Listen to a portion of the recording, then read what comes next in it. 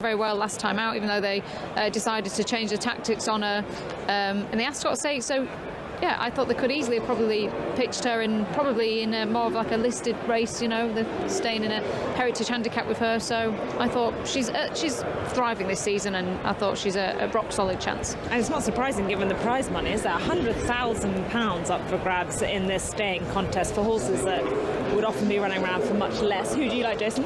Knightswood, I think, will give you a good run for your money. He was unlucky at Goodwood, didn't really happen for him. He's well drawn, you know, people think, oh, the draw doesn't really matter too much over this distance, but it won't be too long before they come down into this left-hander here for the round part of the track. Make it tough for those drawn high. A few more still to come forward. Samui is the favourite. Was hurdling. Last 3 starts on the flat. 1 over 2 miles, 1 furlong handicap by 17 lengths last time out. I mean, that's all right, isn't it? Yeah, I mean, he was looking well handicapped, but not so much now. Obviously, he's gone up a storm for that, but he could be anything on the flat still yet. Let's find out with Richard. Since our staying race of today, 2 miles and a half a furlong, and the field of 16 loaded right across the course, and they're off and racing. Get Shirty and Quantum Leap a little bit slow into stride. Also Red Flyer as up front. The lead is with Bring Back Memories. It's a steady pace. Robert Johnson moving on with Divine Comedy. Tritonic also pressing on. Extensio trying to get in because the bend is already looming, and Robert Johnson's going to be pushed into that turn with the lead from Bring Back Memories, Divine Comedy, Tritonic and Extensio. Knightswood was snatched up there in midfield as it got a bit tight with pressure from Spirit Mixer and Samui, who's got over into about 8th or 9th in the blue and red ahead of Great Bedouin. Behind those is Evaluation. Towards the back early Get Shirty with Red Flyer and Quantum Leap. So Tritonic it is, who's moved up on the outside of Robert Johnson and has moved through to lead. In 3rd is Divine Comedy. Extensio's had a tough trip early on, been posted 3 wide. The pace is not overly strong. Bring Back Memories is now back in about 5th place, racing on the inside of the white cheek-pieced orange jacket of Insured. Spirit Mixer is another who's 3 wide with Forza Orta in the noseband white sleeves on the running rail, just about midfield with Samui. Then Zoffy is next in the quartered colours ahead of Knightswood, who got that early shuffle with Great Bedouin. Get Shirty wide on the racecourse on the outside of Red Flyer. And the back 2 remain Evaluation, and last of all is Quantum Leap. But Tritonic, with a furlong in excess of 14 seconds at one stage, is stacking them up at the moment, with Divine Comedy happy to accommodate in 2nd. Robert Johnson races 3rd with Extensio and Spirit Mixer, who has been held 3 wide the trip. Bring Back Memories races in 6th. They are well packed due to this steady pace. Within about 7th place, races Insured. Forza Orta, Samui is in midfield with Zoffy, Knightswood behind these Great Bedouin, Get Shirty, Red Flyer, Evaluation and Quantum Leap. So down the back straight they head, and another near 14-second furlong there. This will not be a course record, as out in the lead Tritonic has the advantage by half a length. In 2nd place Divine Comedy. Up on the outside is Spirit Mixer, edging a little bit closer as they just begin to all try and jockey for position. Robert Johnson races in 4th, just ahead of, in 5th place, Extensio. Then towards the outside, Samui has got a little bit closer. Knightswood tracks that one on the running rail. Bring Back Memories and the orange colours of Insured. Then Forza Orta, Zoffy, Get Shirty, Great Bedouin, Red Flyer, and the back 2 have always been Evaluation and Quantum Leap. Now the pace will finally begin to lift as they begin the turn into the home straight. Tritonic out in the front end with Divine Comedy in 2nd. Spirit Mixer and Robert Johnson dispute 3rd place. Samui at this stage is towards the outside in the blue and red colours as the pace begins to lift. Then comes Extensio. Knightswood down the centre in the hooped colours. Forza Orta, last year's winner, going up the running rail. Still out in front, Tritonic for Ross Orion. Divine Comedy, Samui now tries to make some ground up the centre of the racecourse.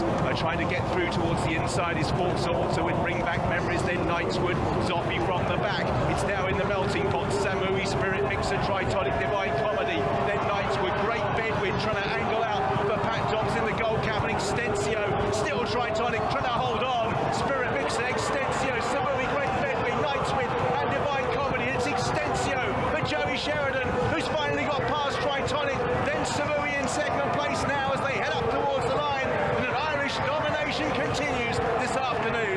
Not O'Brien, but Extensio won for Pato Doppler, 1-2 with Samui coming back into 2nd place for Gordon Elliott. Tight for the dash began. Extensio 14-1, posted deep, as was Samui. They got a pretty tough trip. Tritonic may well have just held on for third, with Divine Comedy and Quantum Leap, who came from the back of the field. It's Quais for fourth. Quantum Leap may just have got up from fourth, right from the back of the field, which, given the tempo, was a very creditable effort.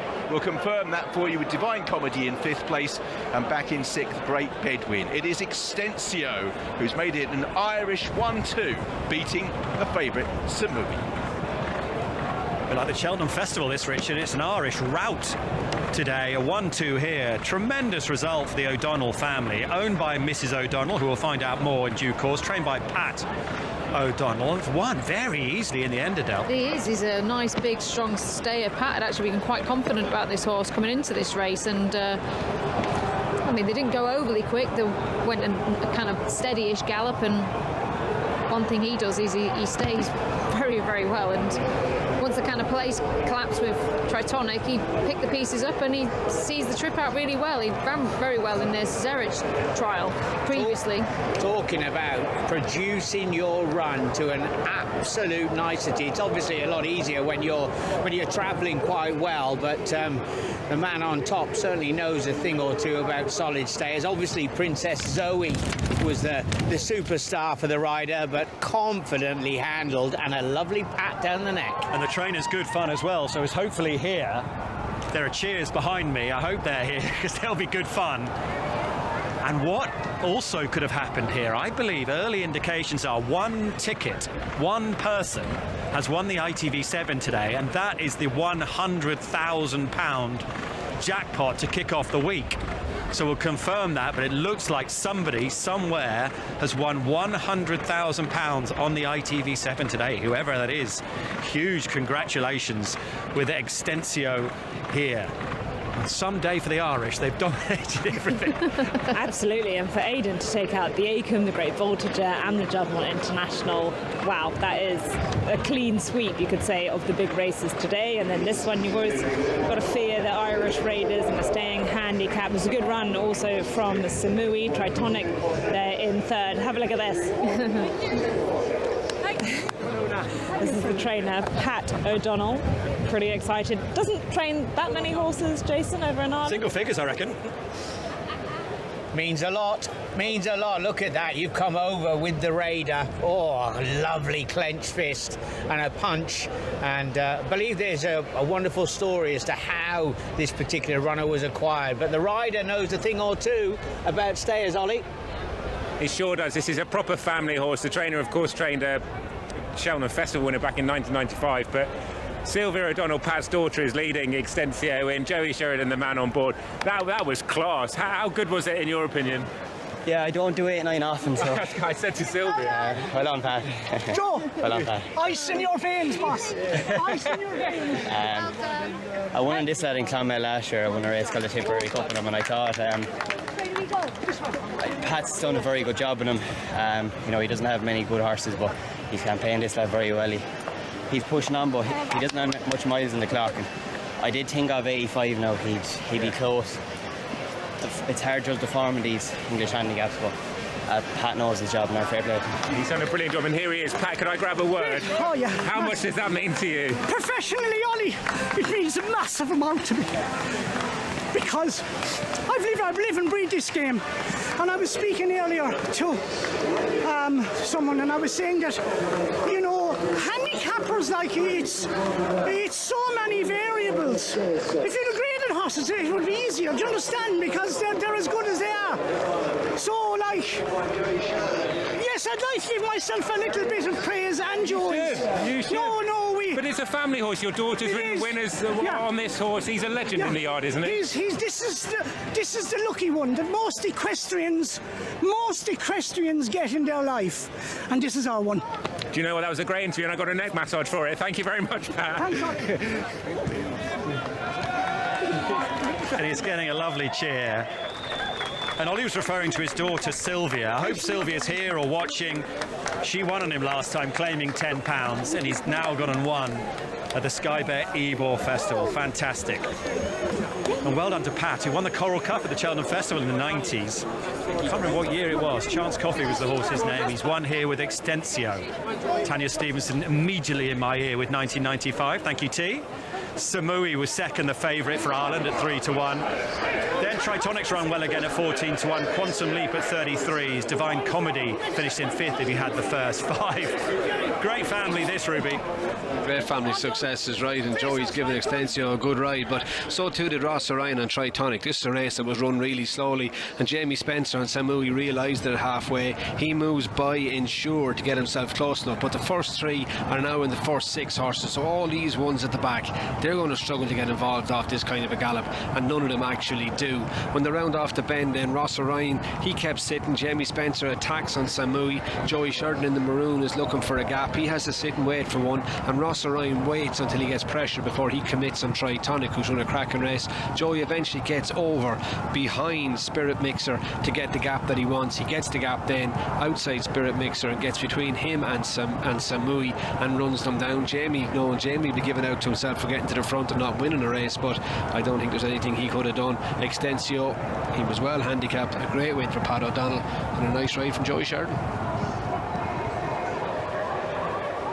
And there'll be some celebration. I mentioned Sylvia, and there she is. She led up the horse. She was groomed today, winning jockey last time. Pat Healy getting in on the celebrations. The top photographer. Well done to the O'Donnell family. Fantastic. Right, let's look back on the day, team. Los Angeles, Jay. Oh, Fran Berry's in there. Proper Irish celebration. Let's talk about Los Angeles, Jason. A bit of a split opinion. Ruby suggested they might still drop back in trip. Francesca winced at that, thinking, you think Ledger do, you think Step Up? All stay at 1.5 miles. I mean, the horse's record you cannot argue with. He's a winning machine, really, but I would find it surprising to drop him down in trip at Group 1 level, taking on real specialists at 1.25 miles. I think 1.5 miles, potentially 1 mile and 6 furlongs, but they've got a lot of options in that regard, like Ruby said. I wouldn't bring him back. Once. He's been beaten once, hasn't he? And that was by City of Troy. So, look, if they decide to drop him back under really soft conditions, because he won a Group 1 as a juvenile on bottomless ground, that would be the way, and all options open for him. Of course, he looks like a stayer. He looks like a stayer. But if he goes like a stayer, it's like he thinks like a stayer, goes like a stayer, moves like a stayer. I don't know why. It must be just me and Francesca then that thinks he wouldn't. I wouldn't drop him back. Okay, it's a game of opinions. Let's talk about Ruby. What do you think? Well, you're listening into this conversation, I hope. Yeah, look, it's whatever Aidan O'Brien decides, but I put on my fleece looking at the 4E getting ready to get out of this truck, Ed. It looks kind of cold out there. It's cold and it's wet now. It doesn't feel like August at the Ebor meeting. Let's talk about City of Troy. I got in touch with David Johnson at Timeform.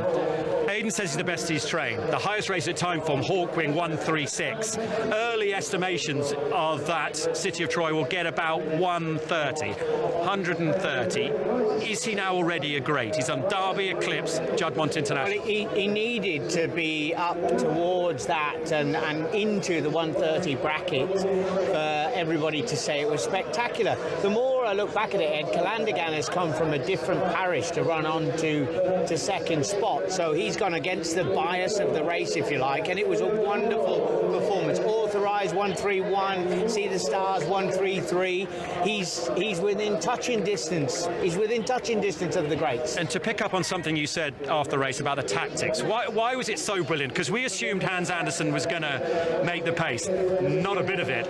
Well, when Ryan went forward and he was aggressive from the starting stalls. Also, you remember a long time ago here at York, there used to be Willie Carson's jogger's path. There was about 2 horses width off that inside rail. It was an old-fashioned run. He went right round the paint to make all the other jockeys start guessing again. They were all sat probably off the pace, which Ryan is controlling anyway, and they come into the straight thinking, well, the pocket will open up for me anyway if I'm good enough, and the pocket didn't open up. It was only the ones who were towards the outside have ended up in a good position. It was brilliant. I thought Aidan very nearly slipped up in the interview, and he was just about to talk about the tactics, and he went, and it was Andrew did really well. So I think they may well have read something into that. That was a plan, all right. That was a plan. And Ruby, let's finish as we started, really. Where do we stand with City of Troy? For me, the great thing is there's going to be debate galore about just how good he is. Oh, I think he's very good after today, and I think that he is a pace horse. Ryan kept mentioning speed, but actually Calandigan ran a mile an hour faster than him in the middle of the race. He has a huge cruising speed, a lot of pace, and he's able to sustain it. I hope they keep riding him that way, because a horse that goes that fast and keeps galloping just burns off the opposition. And personally, I don't care what rating they give him. Ratings are only an opinion. It's what you see with your own two eyes, and I believe in City of Troy. And he smashed the course record. The thing is, Adele and I were just discussing it off air, that he is a brilliant racehorse. We can see that.